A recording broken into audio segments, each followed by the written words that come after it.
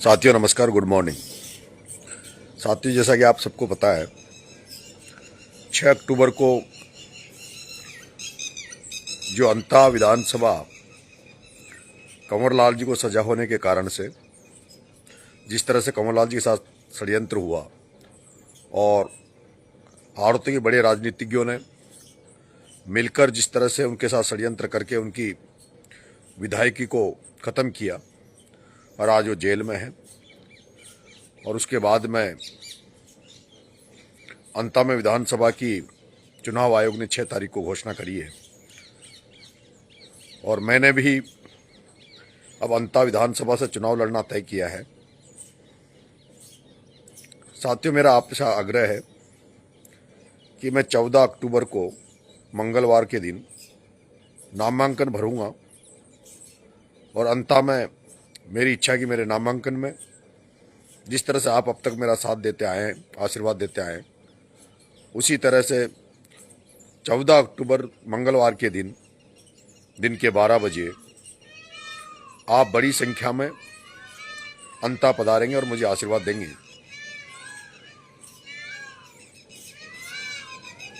बहुत सारे साथी मेरे ऐसे भी हैं जो बेरोजगार हैं,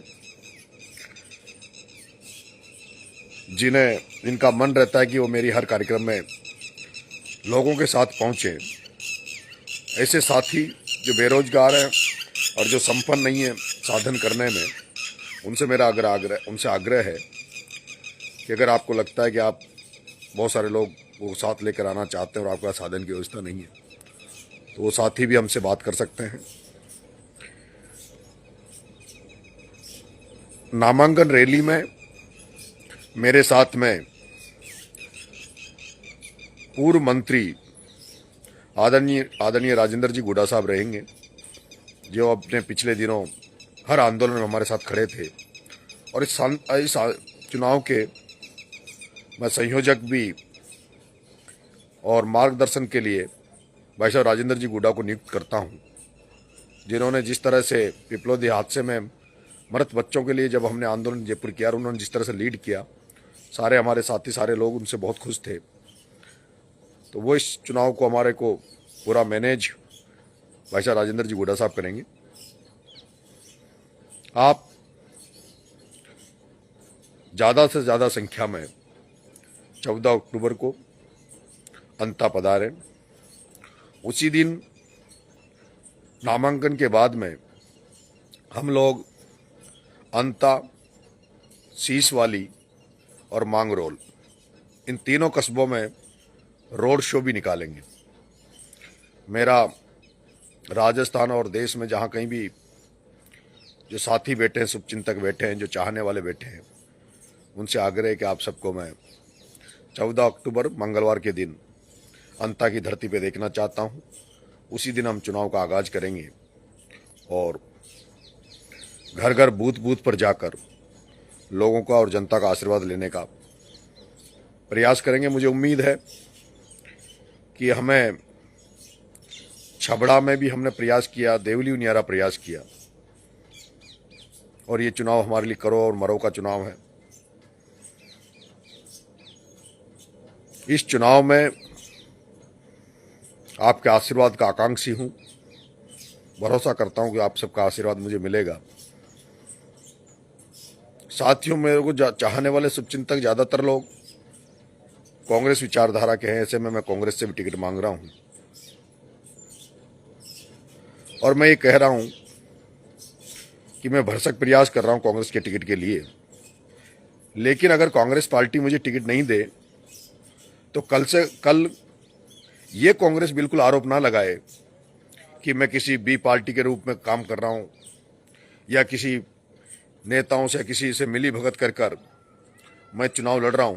क्योंकि मुझे पता है कांग्रेस पार्टी अगर मेरा टिकट काट के किसी और व्यक्ति को टिकट देती है और मैं चुनाव लड़ता हूं, तो जिस तरह से मेरे पर छबड़ा में भी आरोप लगाया, मेरे पे देवली उनियारा में भी आरोप लगाया कि मैंने बीजेपी से मिली भगत करके चुनाव लड़ा है, मैंने समय से पहले सारे हाईकमान को और कांग्रेस की पार्टियों के नेताओं को यह अवगत करा दिया है कि मैं कांग्रेसी हूं, कांग्रेसी विचारधारा को मानता हूं और कई दफा कांग्रेस से टिकट मांग चुका हूं। छात्र राजनीति कांग्रेस से एनएसयूआई से चालू की। जब राजनीति में कदम रखा उसके पहले भी मेरे पिताजी ब्लॉक कांग्रेस के अध्यक्ष रहे। ऐसे में ये पूरी तरह से कांग्रेस में निष्ठा रखने के बाद भी, 3-3, 4-4 बार प्रयास करने के बाद भी छबड़ा में 18 में टिकट मांगा, 2023 में उपचुनाव में टिकट मांगा, 2 साल लोकसभा में टिकट मांगा, 2 साल लोकसभा में टिकट मांगा, टिकट नहीं मिला, लेकिन नेताओं के समझाने पर फॉर्म वापस ले लिया था। अगर शायद 2 साल लोकसभा में अगर मैं टिकट और फॉर्म वापस नहीं लेता और चुनाव लड़ता तो शायद आज राजनीतिक मेरी पारी आरंभ हो चुकी होती। लेकिन मैं पिछली बातों में ना जाकर अभी भी कांग्रेस पार्टी से अपील कर रहा हूं कि कांग्रेस पार्टी मुझे मौका दे। ऐसा नहीं हो, क्योंकि मैं ये भी कह रहा हूं कि उपचुनाव, अंता का उपचुनाव केवल यहीं तक सीमित नहीं रहेगा। अंता का चुनाव 2028 के आम चुनाव को भी प्रभावित करेगा। मैं अगर इस बार कांग्रेस से अलग हटकर अगर आगे बढ़ गया तो फिर मेरा मुड़ना नामुमकिन रहेगा। मैं फिर वापस से लौटकर कांग्रेस की तरफ नहीं आ पाऊंगा चाहकर भी, क्योंकि एक बार मैं अगर आगे बढ़ गया तो जो लोग मेरे साथ इस समय रहेंगे उन्हीं की आज्ञा का पालन करूंगा। ऐसे में मैं ऐसा कोई कदम नहीं उठाना चाहता जिससे मेरे कदम से भारतीय जनता पार्टी को फायदा हो, क्योंकि उदयपुर में भी यही हुआ। कांग्रेस ने समय रहते हुए जिन लोगों ने बाप पार्टी बनाई थी उनको अगर वो समय पर मौका देते पार्टी से तो शायद बाप पार्टी नहीं बनती, और बाप पार्टी बनी है तो कहीं ना कहीं कांग्रेस का नुकसान हुआ, बीजेपी को फायदा हुआ है। जहां कहीं भी तीसरे मोर्चे खड़े हुए हैं वहां नुकसान बीजेपी का नहीं बल्कि कांग्रेस का हुआ है। लेकिन मेरे पास रास्ता नहीं बचता है। मैं अगर कांग्रेस मुझे इस बार मौका नहीं देती तो मेरे पास रास्ता नहीं बचता है, और सबसे बड़ा कारण उसका यह है कि आज कांग्रेस में आदरणीय राहुल गांधी जी की मंशा के अनुरूप राहुल गांधी जी चाहते हैं कि कांग्रेस में दलित और आदिवासी और अल्पसंख्यक वर्ग जो कांग्रेस का वोट बैंक है उनको राजनीतिक प्रतिनिधित्व उनकी संख्या के आधार पर दिया जाए। लेकिन धरातल पे अलग हम देखते हैं। ऐसे में अभी भी राहुल गांधी जी के भरोसे, राहुल गांधी जी पे विश्वास करते हुए मैं रुका हुआ हूं, और मुझे उम्मीद है कि अगर आप सब लोग इसको वीडियो को शेयर करके राहुल गांधी जी तक अगर मेरी आवाज पहुंचेगी तो मुझे उम्मीद है कि आदरणीय राहुल गांधी जी मुझे मौका देंगे। मित्रों, मैं 2 चुनाव लड़ चुका हूं, छबड़ा और देवली उनियारा, पूरी ताकत लगा चुका हूं। और आपने देखा होगा पिछले दिनों भी मैं जिस तरह से मेरी सक्रियता रही है, आप सोच सकते हैं मेरी हालत कैसी होगी। इसलिए मेरे को हर तरह की मदद की जरूरत है, और आप लोग अपने अपने साधनों से, अपने अपने व्हीकलों से मुझे आशीर्वाद देने अंता जरूर पधारेंगे।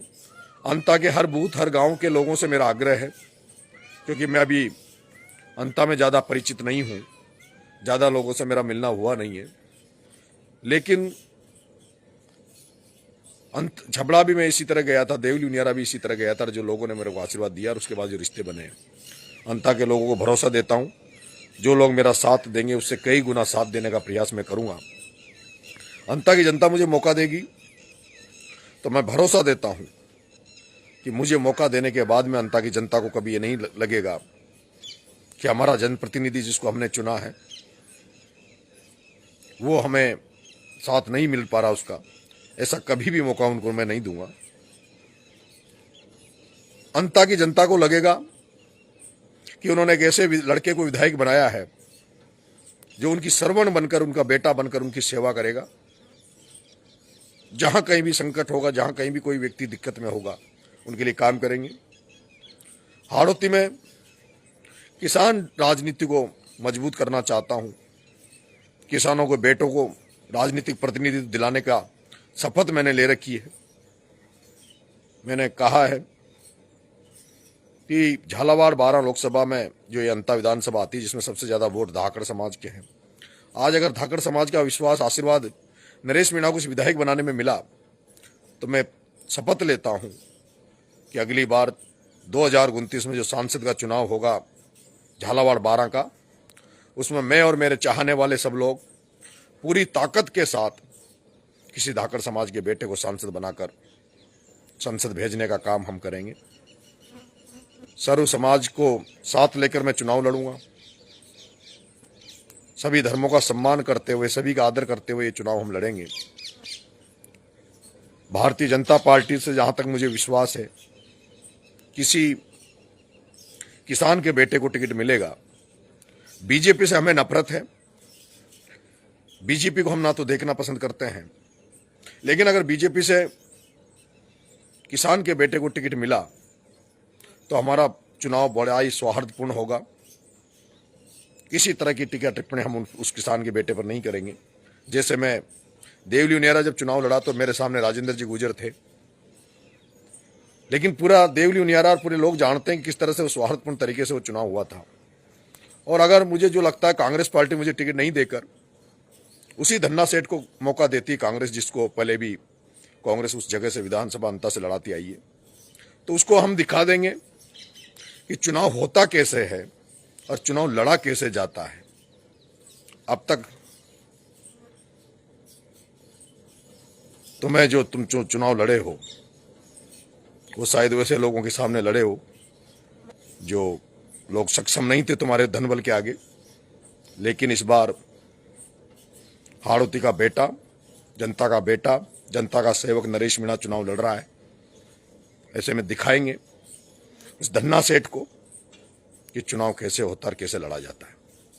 उम्मीद करता हूं मेरे भाइयों कि आप तमाम लोग जो इस वीडियो को सुनेंगे, कम से कम वो लोग अंता की धरती पे 14 अक्टूबर को मंगलवार को जरूर आएंगे। धन्यवाद। राम राम साहब।